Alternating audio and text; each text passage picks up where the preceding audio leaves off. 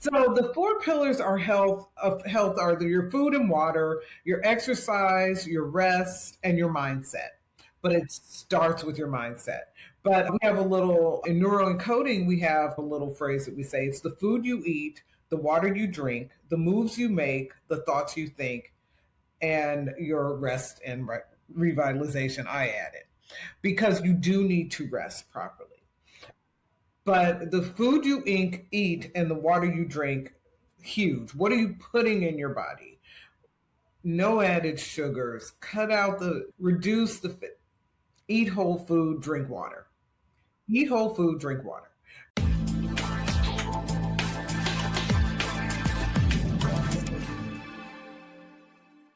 So today we have a very special guest. Her name is Arnice Foster. She's an attorney with NeuroEncoding Mindset Specialist. She's a business strategist and a fitness coach. She's known as the busy woman's coach.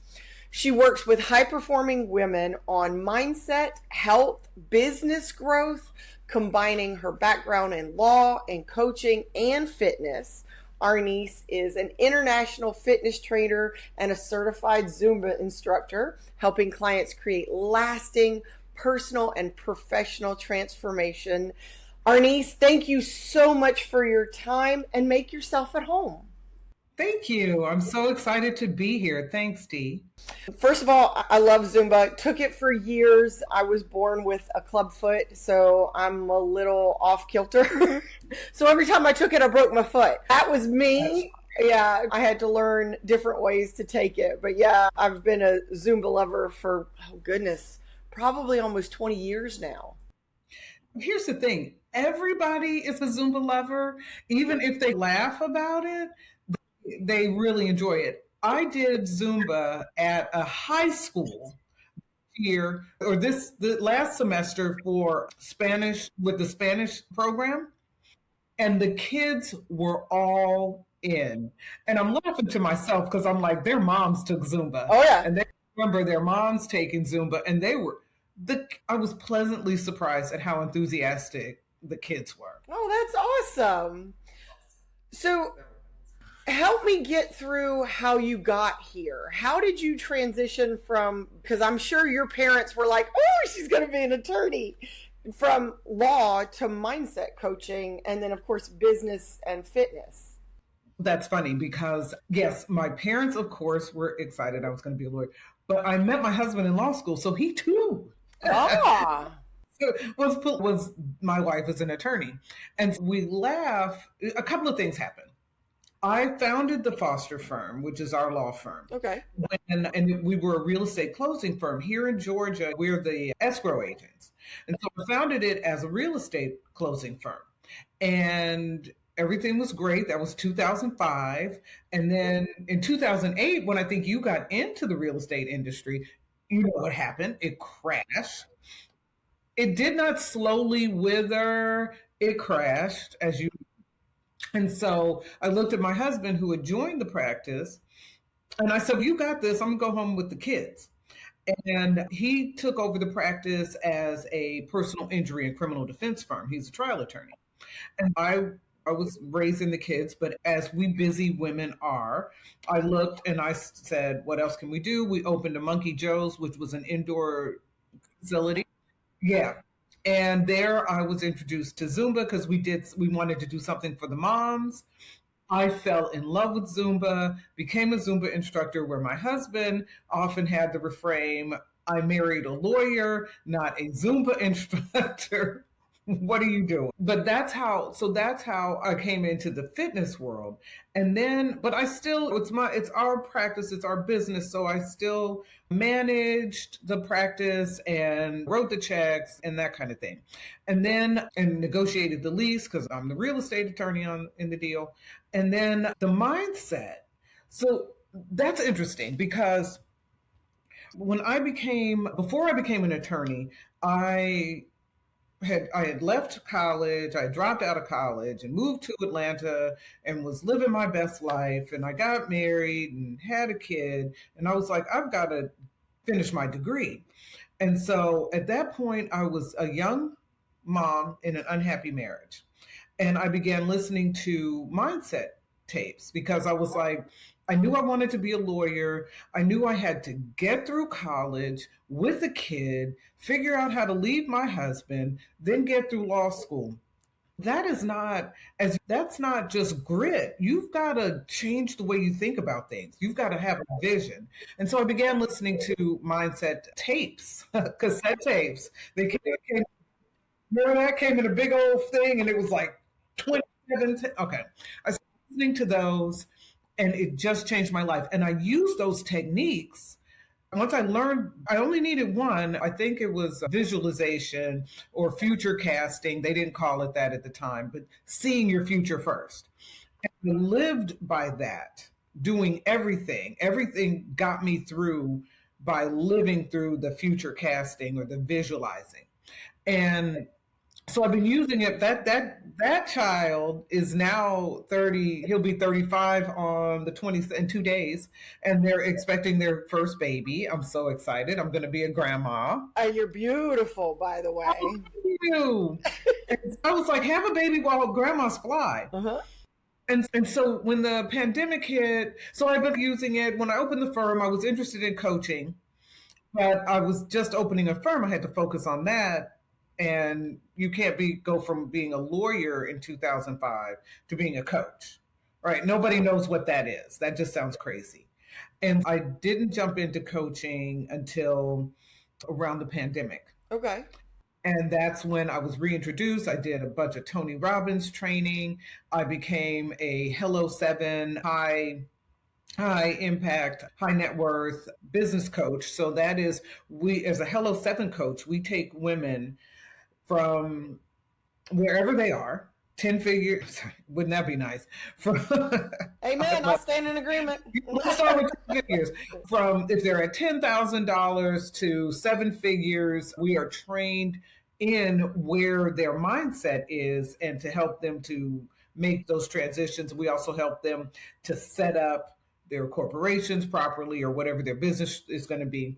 But it's that mindset. You can't do anything without the right mindset. So that's how I did it. And then NeuroEncoding, if you want me to go there really quick, NeuroEncoding, 2 words, neuro, brain, encoding, programming.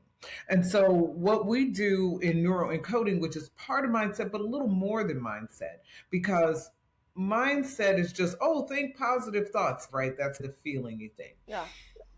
But with neuroencoding, what it is that we're all running a program in our minds, right? I'm a woman, I'm old, I'm Black, I'm fat, I'm too old, I'm too young. We have all that. I live in the South, I live in New York, whatever it is. And we think we can't do things. And that is constantly running in the back of our minds, constantly.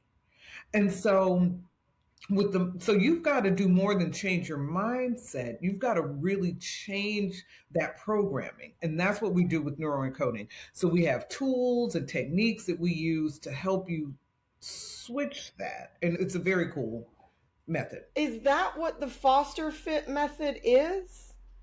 The Foster Fit method.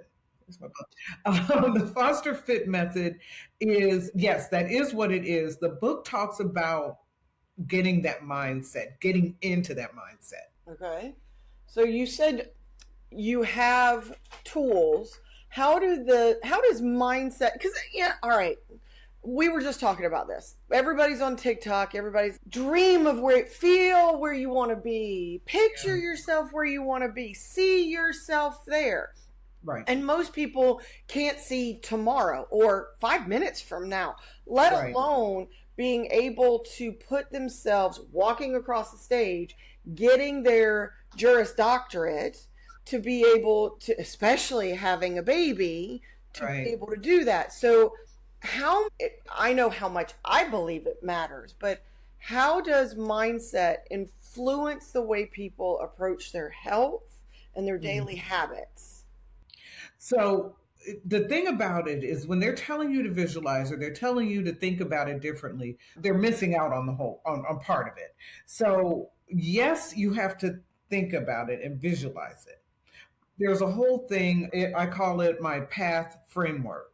So you have positive thoughts, but you have to have aligned feelings with those thoughts.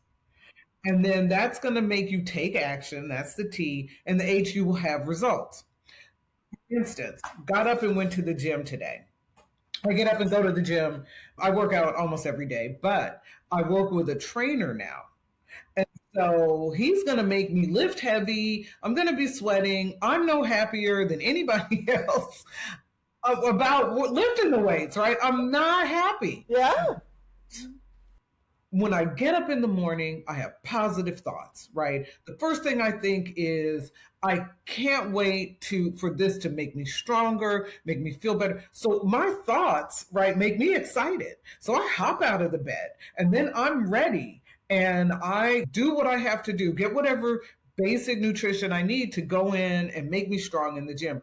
I never drag out of the bed when I'm going to work out, because I start with the positive thoughts, which then lead to the aligned feelings. So I think positively, then I align my feelings with the positive thoughts that I had. Then I'm going to take action because I feel great and I'm going to have the results. So with the results, I'm much stronger than I was. I started working out with him. Now, mind you, I've always been a group fitness trainer, but I started working out with him for my own personal strength and fitness, because everybody needs a coach to push them to the next level. Yeah. If you're going to really go somewhere, you need somebody to help keep you focused, give you the proper, in this case, proper form or format or plan, and then help you stay on the plan. So that's what a coach does. That's what a trainer does. And that's in anything that you do if you want to go further faster. Correct. Because you always learn from other people's mistakes than making them yourself. Exactly. Yeah. So that was one thing. Now I joke because I've had a trainer and I love him. He's actually from across the pond. He's from England. Absolutely fantastic human being. But I told him, I said, I will make the decision. I will be here, but I will tell you, I don't like this. And my body tells me I don't like it. Now I like it at the end, that endorphin that a lot of people get. I'm lacking that. I'm not sure how or why, but I'm one that if I make the decision, I'm there and I will take action. I will get the result.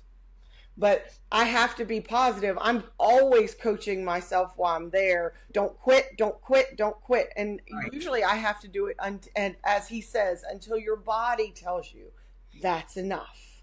When you have that failure. Good. So that's the difference, I guess, exercising wise for me. Yeah. A lot of times I use something that my niece told my daughter when they got on a roller coaster. Oh, okay. She's not 10 years older, but maybe 7 or 8 years older. We're at Six Flags and they get on this roller coaster. And then my daughter starts freaking out. Oh, yeah. And so her older cousin just says, it's a 45-second ride. You can do anything for 45 seconds. Yes, ma'am. And I'm like, oh, that little girl is a little piece of wisdom. College or finishing high school when she gave her that. I used that. We went zip lining in Costa Rica. And so while they were going, you could hear it. Zzz. I counted. I used her technique. I counted. I said, okay, it's 11 seconds before they get to the other side. 11 seconds. If I make it across, if it doesn't break, I can do 11 seconds of pure terror. And so it's the same thing. So look at it this way. No workout, like whatever you're doing. If you have headphones on and you're listening to your music, a pop song is 3.5 minutes. You could do it for 3.5 minutes. Oh, yeah. You could do 6 reps. You could do 10 or whatever it is. So if you just say, it's only this little bit and follow that. What is it? I can do hard things. And when you show up and do hard things, it no longer becomes hard. Exactly. And you know that it also makes your brain stronger. Yeah. Do hard things, yeah. And you can live longer and put off Alzheimer's and all the things. So how should people think about it, as a real estate point, how should people think about choosing a home that supports their physical and lifestyle needs? That is an excellent question. what you have to do is look, I think, what you have to do is look at where you are in your life right now. Is this your forever home? So then what do you need if it's your forever home? So if, let's say, I'm 30, I've got a husband, a couple of kids, aging parents. Now I've got to consider, I've got some kids, so I'm going to want my parents to come and visit and help babysit. Can they climb the stairs, and how long will they be able to climb the stairs? Do I need a bedroom on the first floor, a guest bedroom on the first floor? Are they going to stay a long time? So am I maybe the only kid, or am I the closest kid?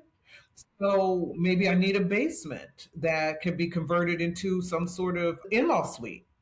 Do I need to have space in the backyard where I could put, what do they call it, an ADU, a dwelling unit in the backyard? And so do I want to be in a subdivision where they have HOAs that maybe won't allow that? Do I want to be in a subdivision? There was one, now it's very popular to have mixed, I won't say mixed income, but mixed, I would say generation properties. There's one beautiful community that they built, same developer as the one I'm in. I love my neighborhood. But when I saw that, I was like, oh, that's great. What they did is they had the homes for the families. And then on a little side, they have these cottages. The in-law suites, yeah. Perfect for the parents. Yeah, oh, yeah. The in-laws. So you've got to consider all of those things. Can you make it up and down the stairs? Where do you want your kids? Are they going to outgrow each other? Are you going to have a 16-year-old and a 6-year-old of the same gender sharing a room? Is that going to work? It works. Those are all the kinds of questions that we ask as we move forward in this process. We're usually looking for things. Most everybody, and as I put this, everybody wants a 4-bedroom ranch. I have not met anybody who doesn't want a 4-bedroom ranch, but builders with a basement. Yeah, but builders don't like to build those. No, because it takes too much land. They want to try to squeeze as many people in a small space as possible. Look at what they're building now. Primarily apartments, primarily townhomes, primarily condos. Because you get the biggest density, especially in Atlanta, especially in Charlotte. As we move throughout the country, we see all of these things. But most everybody wants a 4-bedroom ranch. So what was a builder's response to that was to put the primary on the main floor. Right. And okay, we did that. Now here in Charlotte, we had generational or multi-generational homes. Those neighborhoods did not actually flourish here for some reason. I'm not exactly sure why, but like we had several builders that did that and they didn't last. So they had to change the structure of the neighborhood.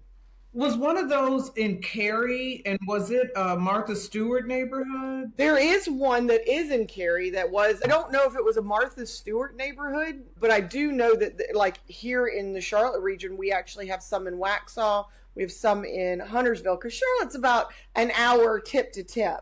You can drive across Charlotte either way in about an hour. Okay. And that includes the outside suburbs. But because Charlotte itself is probably right at about 40 minutes, but including the suburbs, we're about an hour tip to tip. We have these multi-generational places, but they never really took off. So I'm glad to hear that they do work in Atlanta. I haven't really heard if Raleigh has taken off or not. Okay.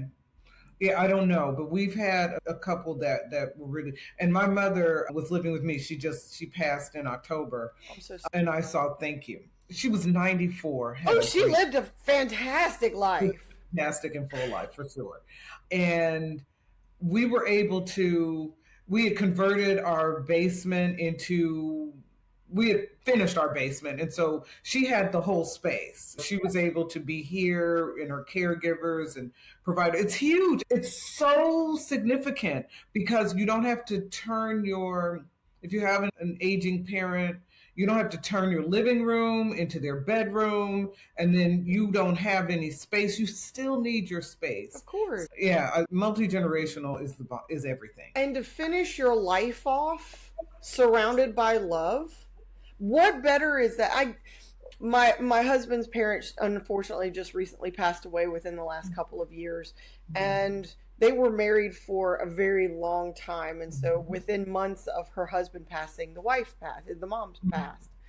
And I think about, unfortunately, the husband deteriorated mentally in the end and was around the hospital. And so we tried to surround him as much as possible with love. But when you're in a hospital, it's not love. Even with wonderful caregivers, it's not. Exactly. And I will say, I had the tremendous benefit. So, mom was with me for 2.5 years here at the house. She had moved from Nashville, came down, and I had the tremendous benefit of being able to cobble together, is the only way to describe it, some very caring, loving caregivers. But I also had the power to let them go if they weren't. Like at the hospital or at it, you can't say, fire her. You can say it, but they won't. And then you're like, so now have I insulted this woman? Is she mad at me when I'm not here watching my loved one 24/7? Are they going to get the care? But no, they're not going to get the care that they will in your home, because if I have a provider in my home, a caregiver in my home, they have to look at me every day. And every day I'm looking at mom. So she can't be just in waste or getting bed sores. You can't be stealing her clothes and her blankets because I'm there every day. So it makes a huge difference. It's an imposition to have these strangers, non-relatives in your home, but nothing like it for the loved one you're caring for. Exactly. With that, that's one of the things. Your mom was 94. She got to live a full life. But how can you do that? How can you set yourself up? Because I'm dealing with health issues. I've been dealing with health issues for the last 8 years. So how can you show me or tell me about these 4 pillars of optimum health so I can get to 94? My grandmother got to 91. I'm hoping to get there too. Yeah, you're on the right track. Then you got good genes. So the 4 pillars are health are your food and water, your exercise, your rest, and your mindset. But it starts with your mindset. But we have a little, in NeuroEncoding, we have a little phrase that we say, it's the food you eat, the water you drink, the moves you make, the thoughts you think, and your rest and revitalization. I added, because you do need to rest properly. But the food you eat and the water you drink, huge. What are you putting in your body? No added sugars. Reduce the, eat whole food, drink water. Eat whole food, drink water. And then there are other things like you have to have a whole lot of protein, which they're really talking about now. And then moves you make. You need to exercise. You need to exercise at least 30 minutes, 5 days a week at the minimum. And here's the thing about that. People think, oh, I can't exercise. I hate to exercise. No, you don't. Your body is designed to move. Your body is not designed to sit on the couch and binge watch Netflix. So, Bridgerton is not part of a healthy prescription, right? So you just have to find what it is that your body enjoys doing. So I love Zumba. I love to dance. You can put me in almost any dance class and I'm in. So I'm like, okay, now I'm going to kick it over to spin because Peloton is everything. I don't like to spin. I just don't. I don't enjoy it for whatever reason. I teach aqua. I teach it out of the pool. So I'm not in the water. The ladies in the water, the guys, I bring music. We make it a party. They're working. They love it. Again, I like being outside. I don't want to be in the water. I like calisthenics, right? I like body works and those kinds of things. I enjoyed it. I have a girlfriend. She loves to run. I don't want to run. No. Running, no. I don't want to be on the treadmill. I don't want to be on I've discovered the elliptical, and I do like the elliptical if I've got my headset on. Yeah. So you've got to play. There is something that you like, that not you, but one that likes you to enjoy do. doing. You just have to find it, and you have to try different ways. Yeah. And here's a key about if you're going to the gym. And I'm a gym rat. I love going to the gym. Here's the key is no one is looking at you. Everyone is looking at themselves. So don't feel self-conscious. Nobody cares. Go in, get it done. And I'll tell you something else I discovered I love. I don't like yoga, but I love Pilates. I've just started taking Pilates on the reformer. Love it.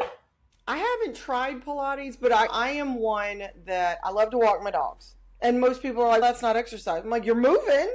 I like to walk my dogs. My other thing is I absolutely adore zip lines. So if you have a ropes course, I will fly. They usually have to tell me, ma'am, please don't run. Because I don't run. It'd have to be a really big animal chasing me, and you better run faster than me because you're going to be dessert. I won't.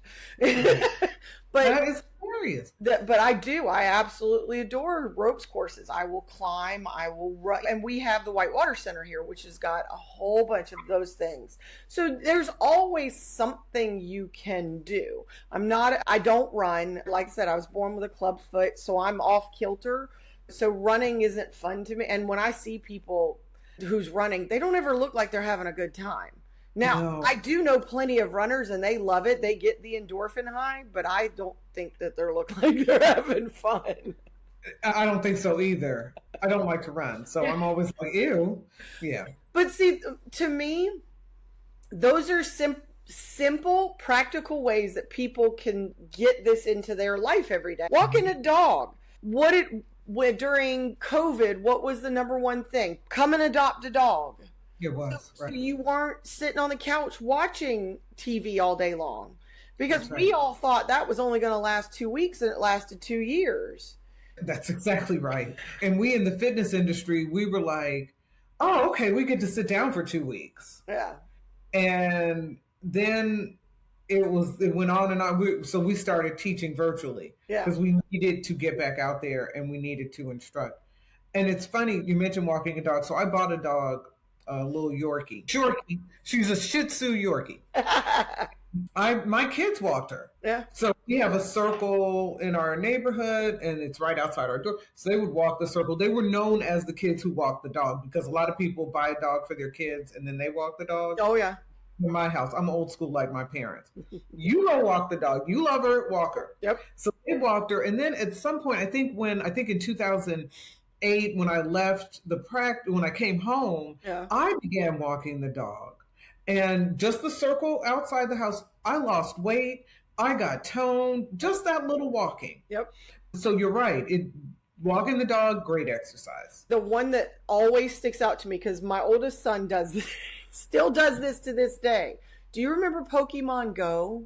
Yes. That was like, how do you make exercise a video game? And I think that's where Peloton came in, is you basically make exercise a video game. Right. That was what this was, that people would go outside and of course their heads are still stuck in their phones. Yeah. But they're walking around trying to collect the Pokemon.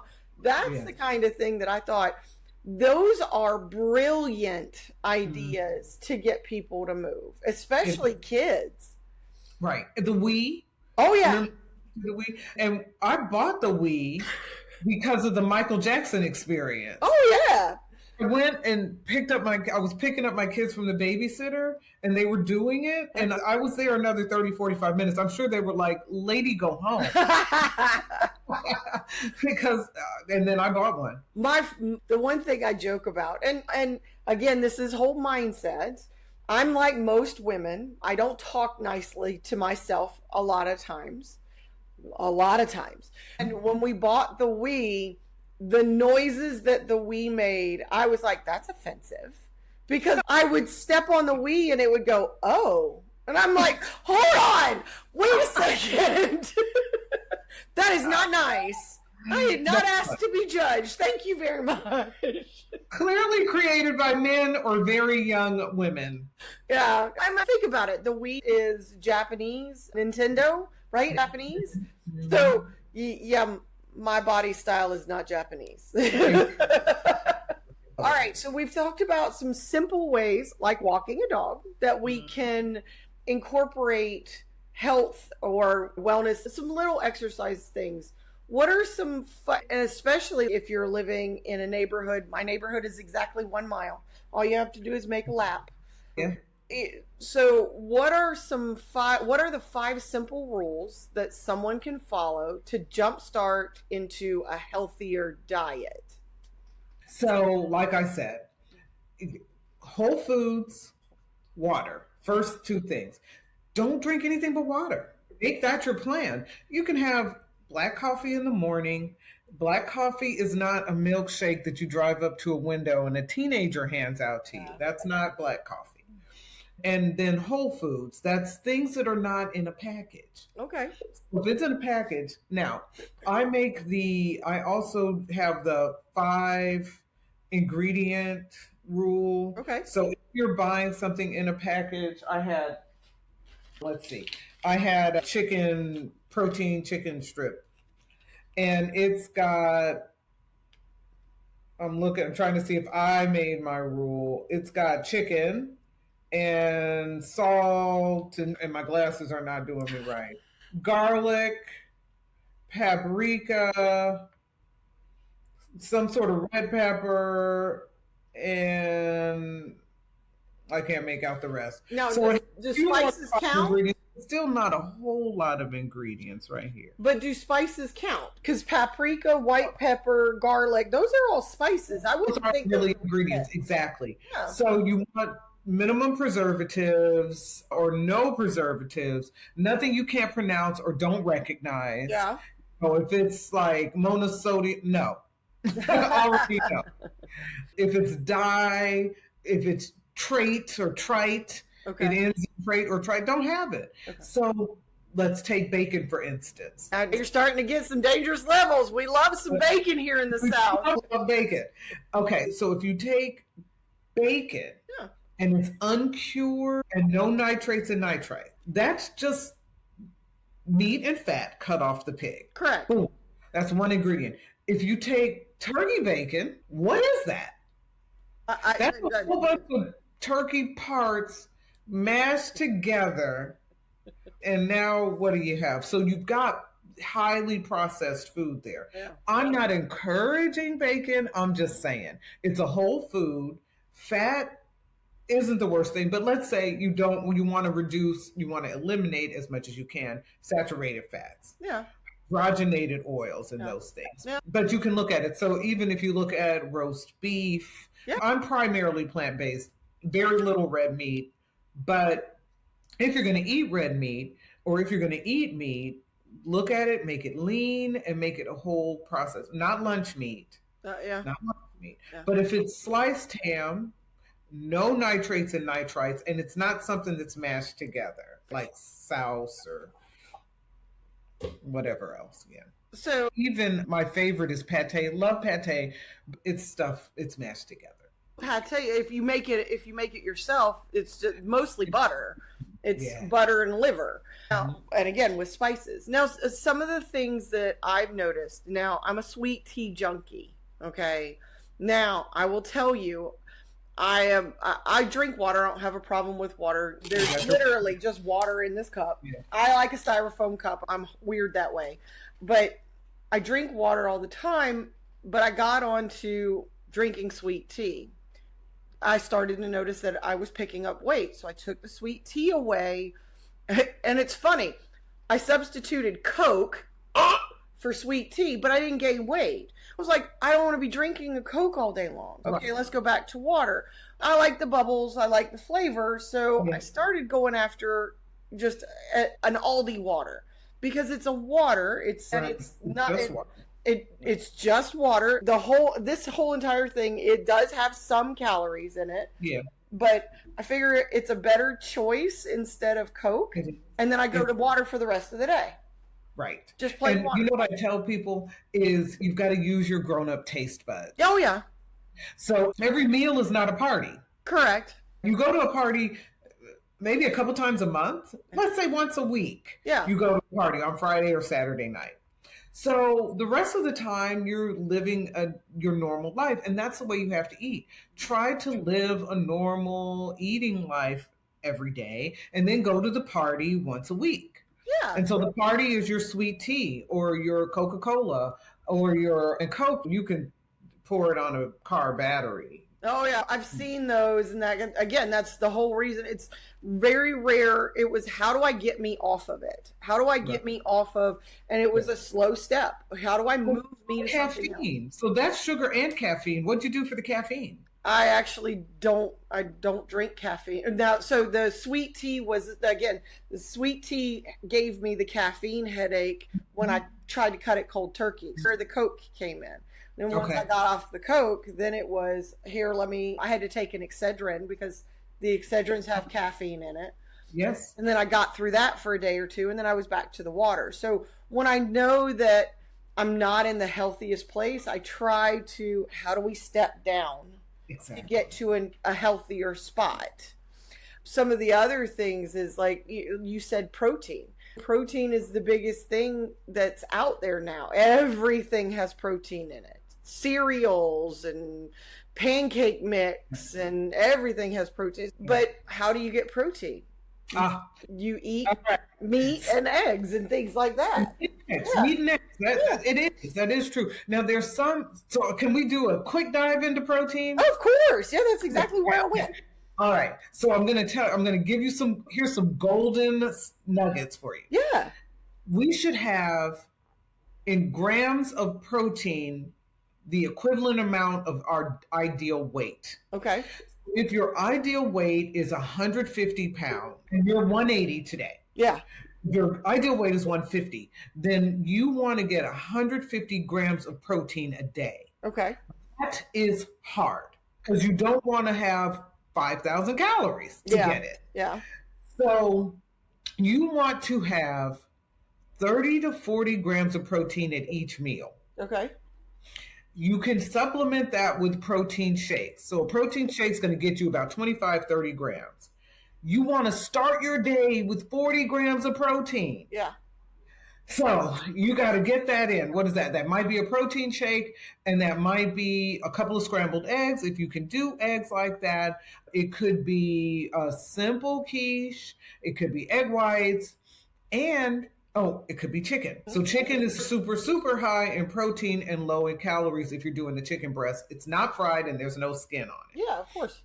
And then the other thing is your fish, salmon, shrimp, incredibly high in protein, lower in calories and low in fat. Yep. Sardines and mackerel and the canned fish. I'm not a big tuna eater anymore unless it's sushi, but salmon even in the can. And so you can really get it in. You've just got to play with it. And here's a little secret I just found out. A good way to look at if you're actually eating, what you're actually eating is high in protein. So you mentioned the cereals. Let's talk about oatmeal, right? Oh, high protein oatmeal. Yeah. Look at it and it's 7 grams of protein, but it might be 180 calories. That's not a whole lot. Yeah. But what a good rule of thumb to discover if it's a high protein meal is if that you add a 0 to whatever the grams of protein are. So 7 grams of protein, 0 would be 70. If the food that serving exceeds 70 calories, then it's not really a high protein. It's not a good ratio. Exactly. Okay.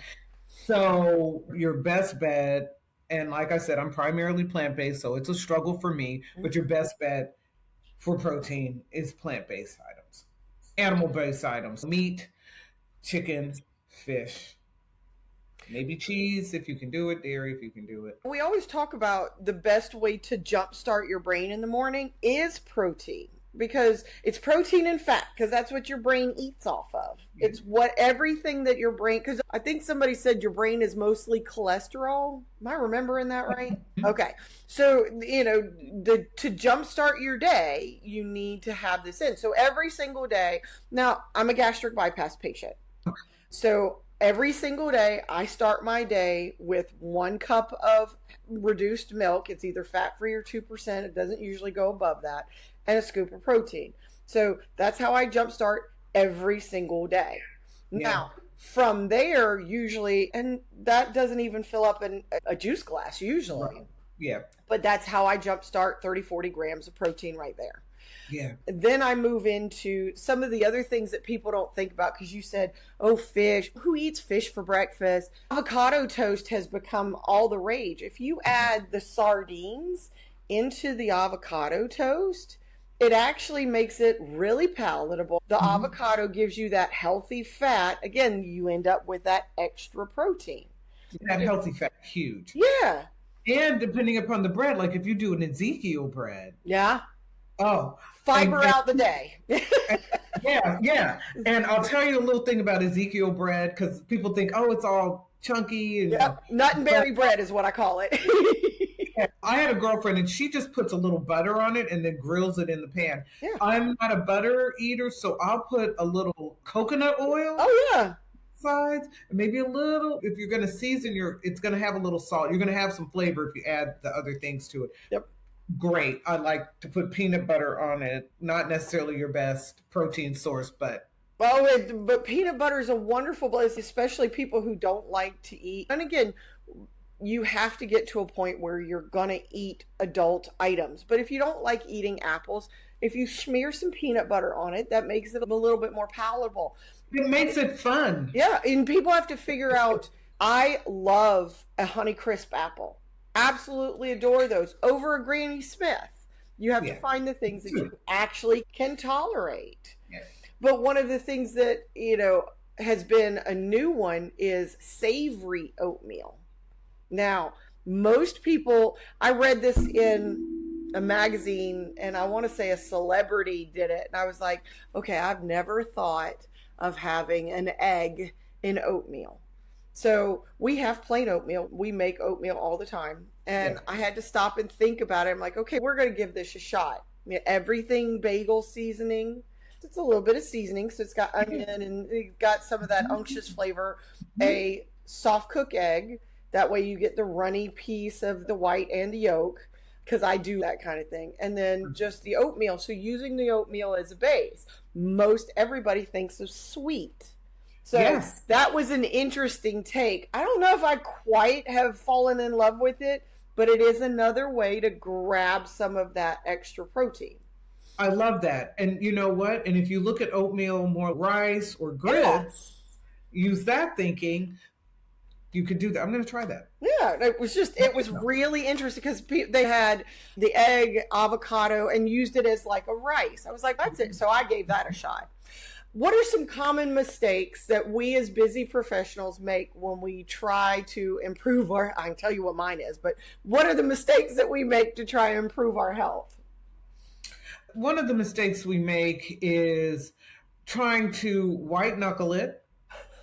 I'm going to go. Although that's what you say you do. Maybe I'm a little more hedonistic. So I have to find the joy in it. Yeah. And like I said, if you just look at it differently, but it's not just your thoughts, it's also how you feel about it. To sustain that workout, you've got to, and you said that you do feel better when you get in the car. And I tease my students, especially new students when they come to my class. And I will do something and I'll say, I want you to remember me tomorrow. When you wake up tomorrow and say, Arnice, I want you to remember me. And I said, but don't worry about how you feel right now. Go through it 5 minutes after class. When you get in the car, you're going to feel strong. You're going to feel great. You're going to feel ready for the day. Oh, yeah. You're going to be ready to make better decisions.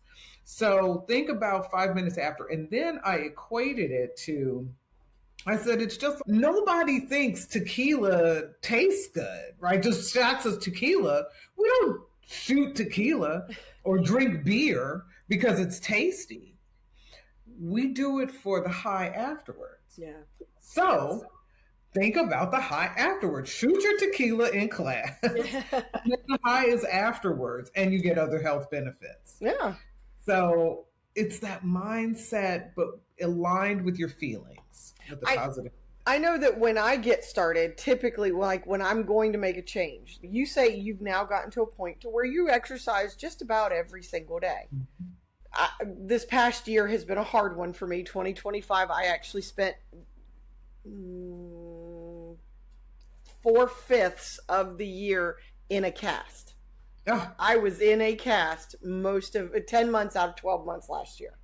wow. So it was a very hard year to try and get things in. So I know that usually when I make that change, I'm like, I'm going to exercise every single day. And I don't give myself any room to I get busy. We're getting ready to come into spring market. I've got 4 listings that are getting ready to hit the door. And I know that I'm going to be running up and down the stairs trying to stage homes and things like that. And I have to go and work out every single day. So I know that's one major mistake I make, is that I don't give myself, again, that small breakdown. Exactly. No, get up to it. Yeah. It's just got to be all or nothing. No, and it doesn't. That's such an excellent point. You're exactly right. Stop overstressing, because the stress will then create cortisol, which is a hormone that'll make fat come and sit on you, especially if you're a lady in midlife and you already got stress. So don't stress about whether you were perfect or not. And don't try to say you're going to work out every day. That's unrealistic.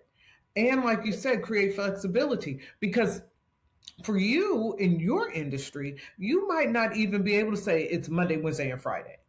Because if somebody calls and they want to see that $700,000 house, you're going to be showing them that $700,000 house, Zumba or no Zumba. So you've got to say, okay, my goal, I started off 3 days a week. I found classes that I enjoyed because I like to do classes. And I would do them first thing in the morning. I drop off the kids, go straight to class. So you've got to create simple systems, right? Not trying to grit through it and make it happen, but create simple systems that enable you to follow through. And so for me, simple system: drop the kids off, go to the gym 3 days a week. I found I had rules, gyms within 30 minutes of the house that I would go to. And I would find an instructor at those gyms that I enjoyed their class. That's how I started. And whatever it might be, I found that if I tried to do it at the end of the day, too many things came up. The other thing is, while you're running your kids around, work out then. When I started working out, and I always forget about this, but when I started working out again, my daughter was in cheer.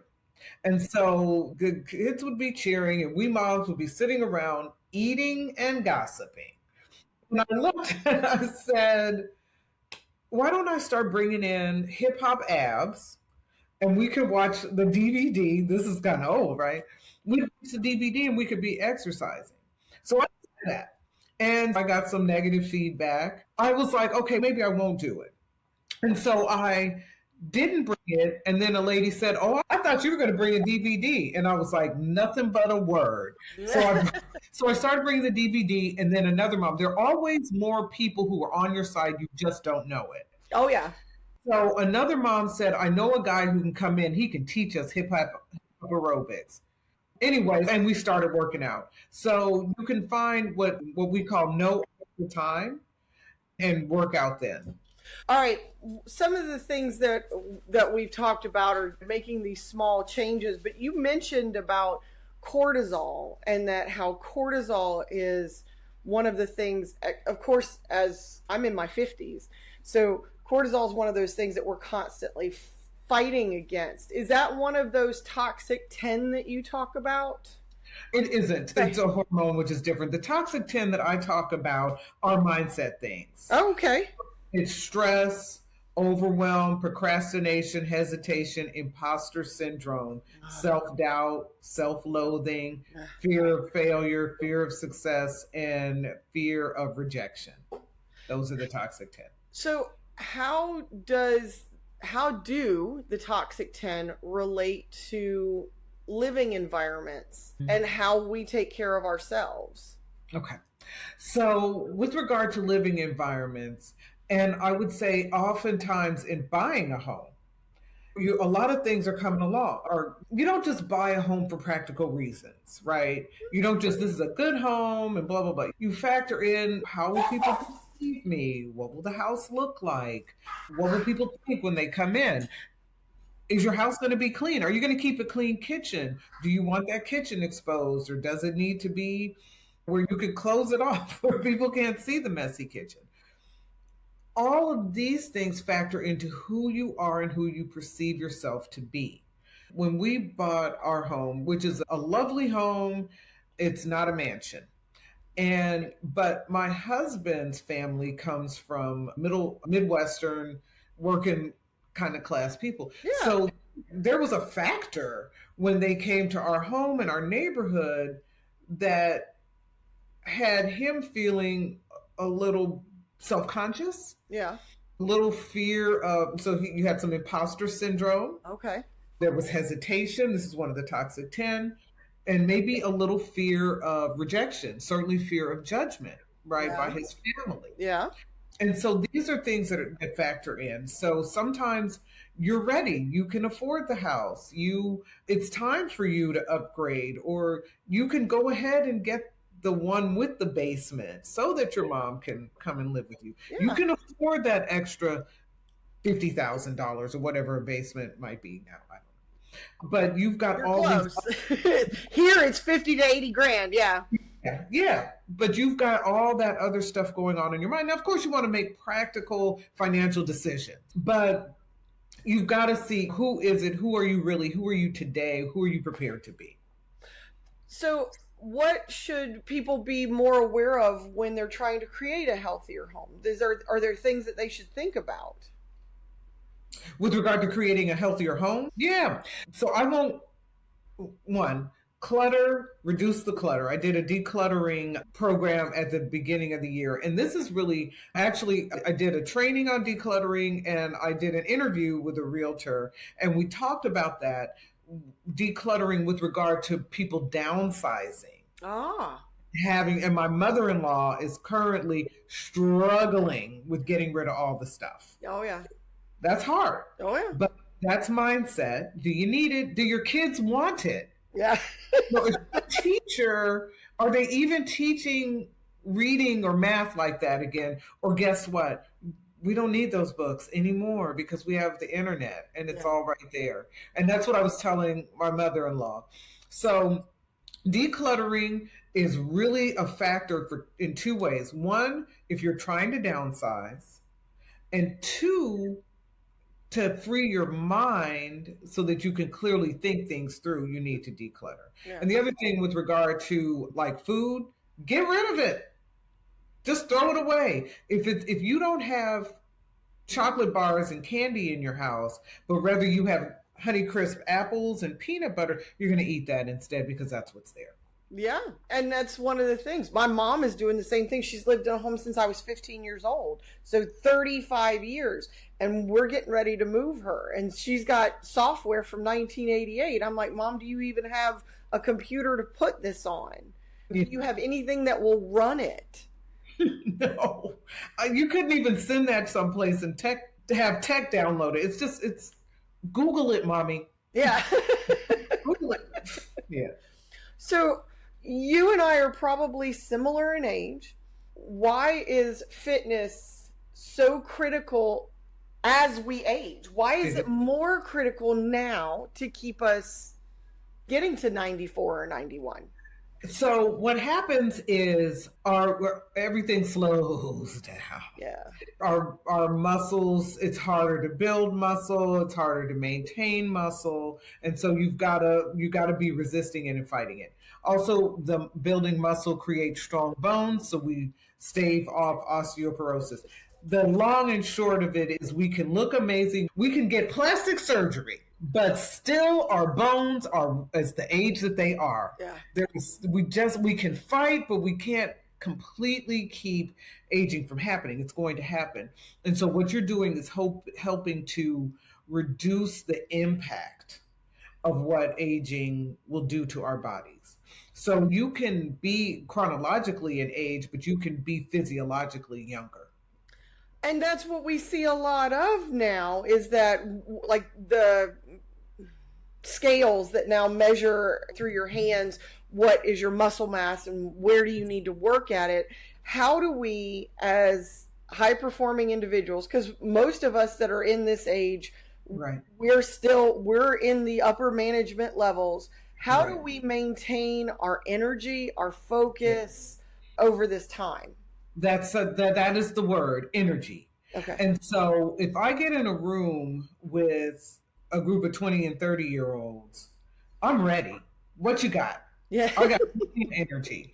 And it's because, and so I mentally, I don't want to say compete with them, but I mentally compare myself Yeah. to 30 and 40-year-old women, not to women in my own age group. Yeah. Because I don't know if women in my own age group are doing what I'm doing. Yeah.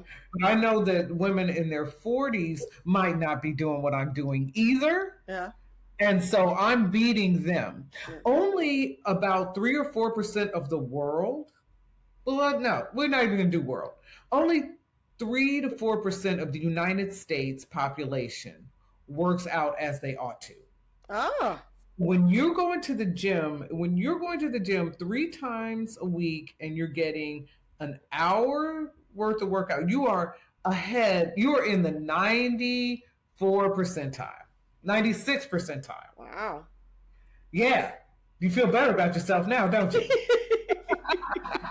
Like my mom, we go on vacations. There's 8 of us. We're a massive group. But my kids are 26, 25, 24, and 24. And my 78-year-old mother, who will be 79 this year, tries to keeps up with them. Now, she does have to take a break. Yeah. But she's keeping up with the 20-year-olds. Yeah. And that's what she wants to do. She wants to be able to keep up with the 20-year-olds. Exactly. And that's exactly where I am in my class. Especially, I did it more in Zumba than I do in the other classes. But if a couple of young girls would come to class and they would be in the front row, I'd be like, "Oh, I'm so glad to have you." And I would be like, "How old are you?" And they would tell me 26. So then when we'd be working out and they would be tired, I'd say, "Come on, 26." Because I would be, and they would laugh. Yeah. Because Zumba's fun. We're hearted.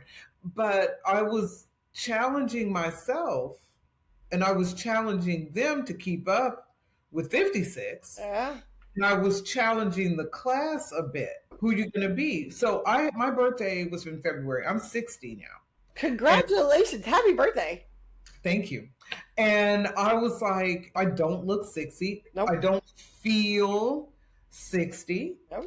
And I call it Cali 40 aging. Yeah. I'm from LA originally. Yeah.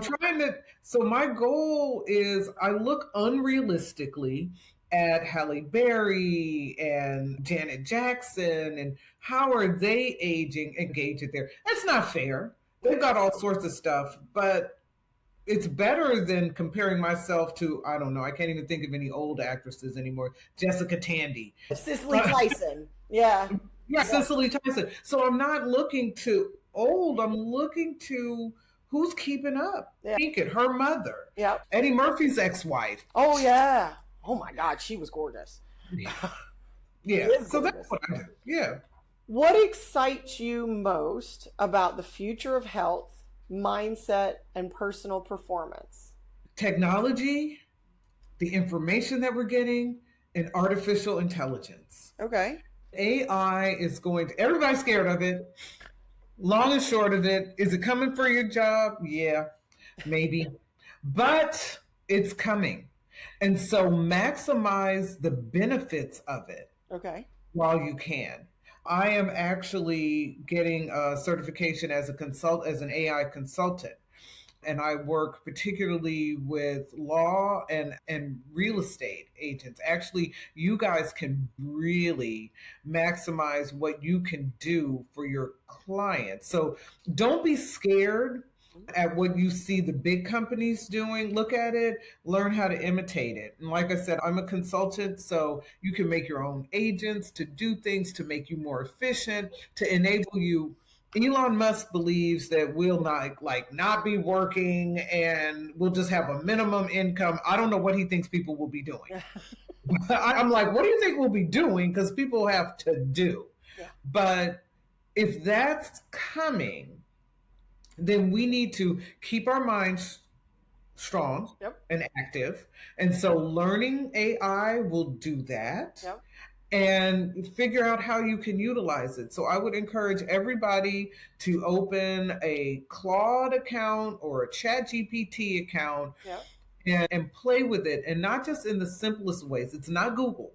It's far deeper than Google or Gemini. People use Gemini and that's in Google. And then there's one in Microsoft also has an AI. I can't think of what it is, but go take the free training, figure out what it is, what it will do. Let it at least clear out your emails.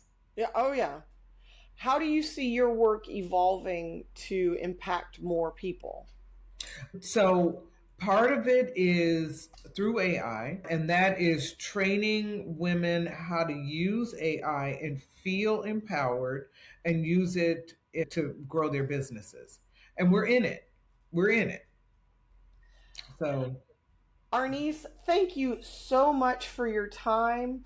I know it's the one resource that we don't ever get back, so I know how precious time is, and I'm so very thankful that you got to share your time with us and that we are able to send you out to even more people. We have all your socials. We do have the Foster Fit Method. That is your book that is out.